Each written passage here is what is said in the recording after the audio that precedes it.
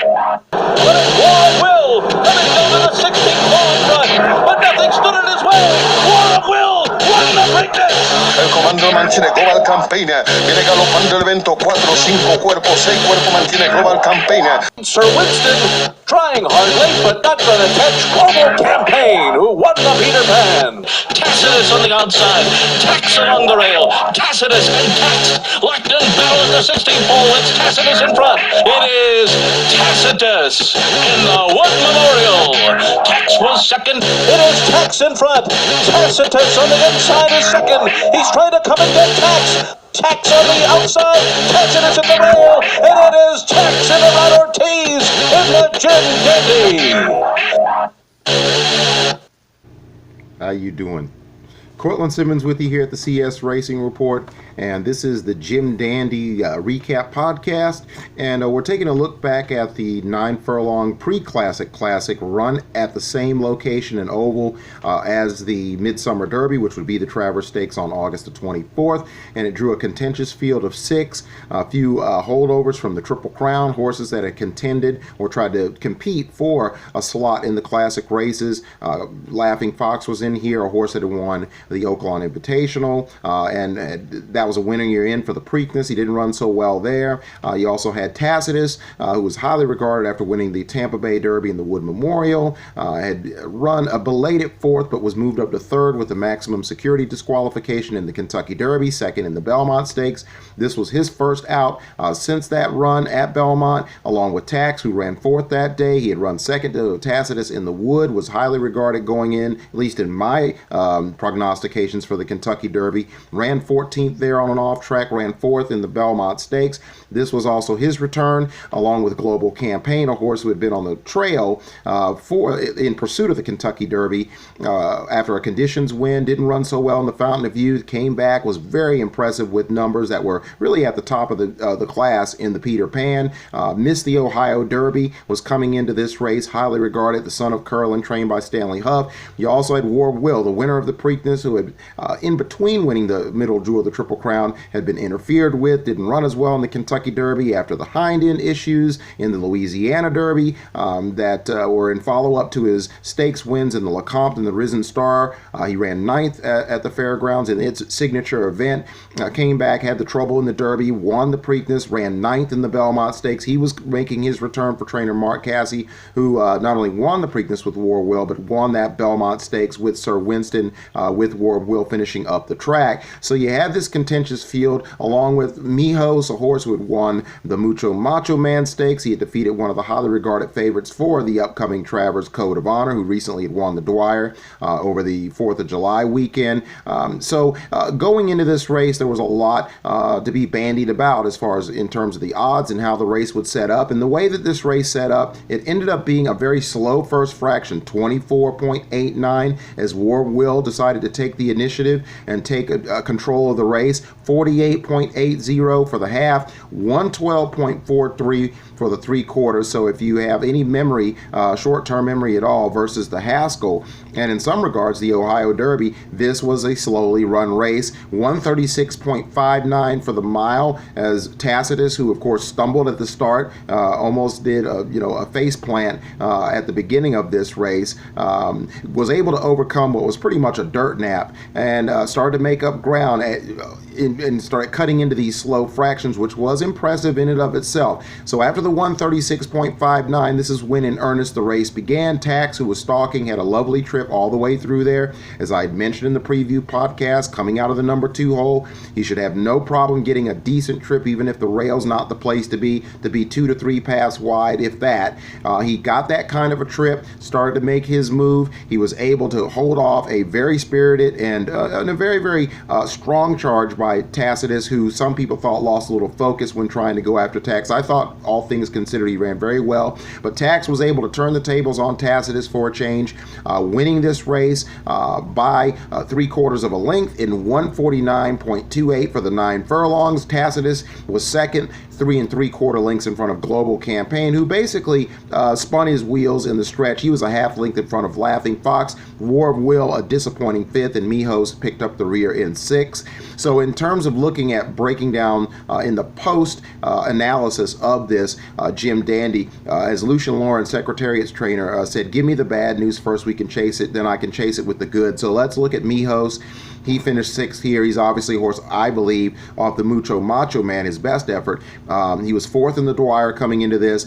Probably the best bet for him might be either to shorten up, or we're going to see him in another spot, unless you want to believe in Jimmy Jerkin's mind that this was a race that he needed and that he can actually improve if they are even considering the Travers and or the Pennsylvania Derby. But it looks like he's kind of a slight cut below, and that it would be best to maybe shorten him up, or maybe perhaps the Oklahoma Derby and some other options will be exercised. As far as War Will goes, this was what I said. He was my final pick in the trifecta of superfectas here at the CS Racing Report. But the problem the concerns that I had was, have the rigors of the Triple Crown taken its toll on this horse, and will he recover? In the recent years, Always Dreaming, Cloud Computing back in 2017 are prime examples of horses who just went back. Or keep in mind, Cloud Computing only ran in the Preakness and won that race, didn't even return for the Belmont. He didn't run particularly well in the Jim Dandy. He ran a decent race, didn't improve in the Belmont. We know what happened to Always Dreaming, was 3rd in the Jim Dandy and just was nowhere to be found in the Travers Stakes after he had run poorly in the Preakness after winning the Kentucky Derby. So War of Will fits the profile as really sort of a succubus of the earth right now. His chances to be 3 of the year are quickly and rapidly slipping away. He had a great trip. The fractions were reasonable. This is a carbon copy of Always Dreaming, where he had an ideal trip and he just wasn't able to finish. So you either have to believe that maybe he was a little rusty, and that despite the rigors of the Triple Crown, he's going to improve and he'll run much better in the Travers. He's definitely going to be a price. He's definitely going to be a horse that if Mark Casse decides to slot him in, you're going to have to definitely put a double-digit number on him. And just, if you're not going to play him, just dare yourself for him to prove those who dismiss him wrong. Because at this point, this was the concern that I had, and certainly those concerns were negatively crystallized as he finished 5th. Global Campaign, it was right in contention in the stretch, but there was just no acceleration. As I've said before, even if you go back to 2018, Saratoga's surface is one in which it's not a conveyor belt, lightning fast conveyor belt like surface. It's a surface in which you've got to be a strong horse to get over it. And Global Campaign was, despite his curling pedigree, was sort of a tragic case of a horse that was spinning his wheels in the stretch. Perhaps he might have bounced from the Peter Pan, but I say that he was number 1 running against good horses, and number 2 running on a surface in which you have to be able to have the ability to glide over it. And he just struggled, but ran courageously to finish 3rd. Is this enough to put him in the mix of the Travers, where he is going to be more smooth and fluid going 1.25 miles? I believe, but prior to the Peter Pan, his numbers were a little bit slow. He was in the 80s. So he's always been a little bit of a step behind, and this race may have exploited that to a level that at 1.25 miles things, if he runs in the Travers, may not change. He's definitely a horse that you can slot in the Pennsylvania Derby. Maybe the Parks Racing surface would be better for him. There are some other spots if the Travers doesn't seem or deem itself to be feasible. As far as Tacitus goes, of course, everybody is going to buzz about the fact he got off to a bad start. He was able to make up the ground, and despite all of these issues, he was still only 3/4 of a length beaten by Tax, and that he'll relish the 1.25 miles. I certainly subscribe to the fact the 1.25 miles should suit him. I still don't think in this race he proved that brilliance, that explosive turn of foot is there. There's no question, though, he put in a gear and he punched hard in the stretch and was able to make up that ground. So he is a horse that if somebody doesn't streak away, he's going to get you a check, and maybe he will get his picture taken. But compared to what we saw in the Haskell, and we'll touch on that, and the Ohio Derby, there is, along with Tax for that matter, there's cause for concern that this race is putting these top 3 horses on a level that's a touch below what we saw at the Jersey Shore and at Thistledown in the Ohio Derby. As far as the winner goes, Tax, I love this horse. I didn't pick him here. You know, he did not run well in the Belmont, despite the fact that Danny Gargan said he was doing better than ever after the foot issues he had prior to the third jewel of the Triple Crown. I wasn't as gung-ho about picking him to hit the board, or not so much hit the board, but win this race. But this is a great result for him. He's been knocking at the door. Is this race a brilliant enough one to make him the favorite for the Travers? He's certainly going to be considered. Now you have to pay a little more attention to him. I think for the hardcore and the diehard fans, they've known, myself included, and not to brag, but I think he's always been a good horse. This was a great opportunity that he seized, got a good trip in the Travers. If he doesn't get the ideal scenario set up, how is he going to fare with the added distance? Will he appreciate the surface,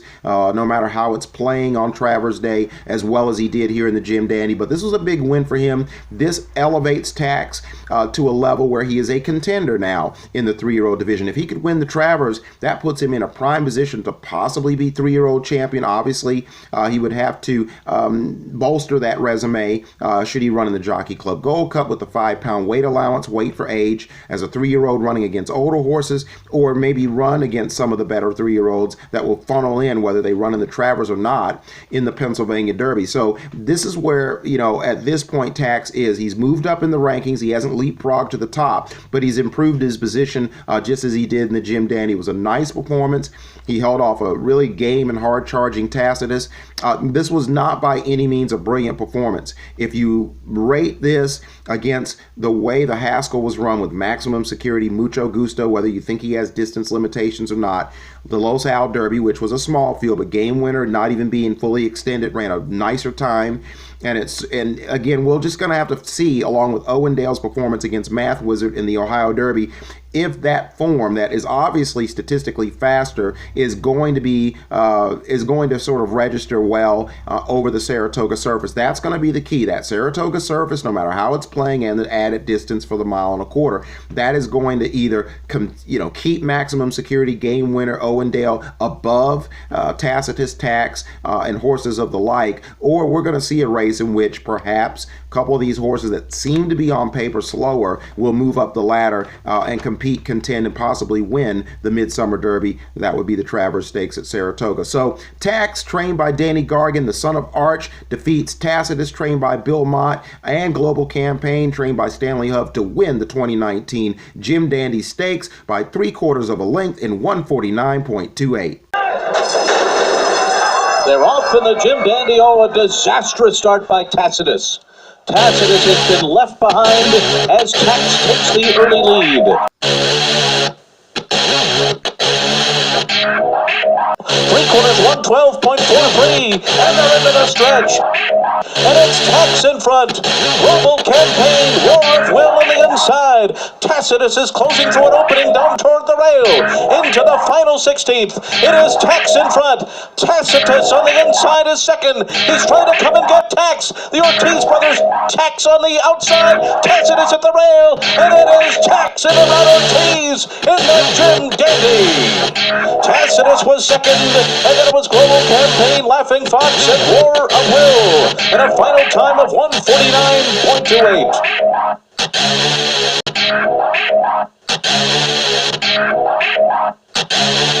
And it is Tax and Ortiz in the Jim Dandy.